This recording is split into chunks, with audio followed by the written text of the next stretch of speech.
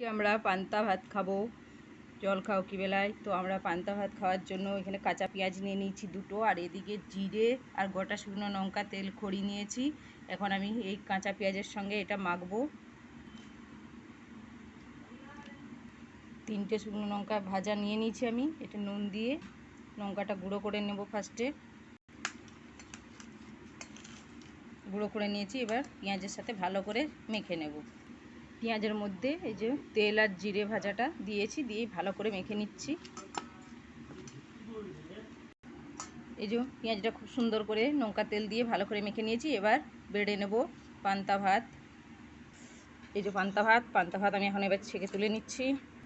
এই যে পান্তা ভাত থালায় বেড়ে নিয়েছি আমাদের দুজনে। আর এদিকে পেঁয়াজ মাখা, এই দিয়ে আজকে আমরা পান্তা ভাত খাবো। তো পান্তা ভাত খেতে কারা কারা ভালোবাসো জানিও। আমরা কিন্তু আজকে সিম্পলভাবে পেঁয়াজ দিয়ে পান্তা ভাত খাচ্ছি।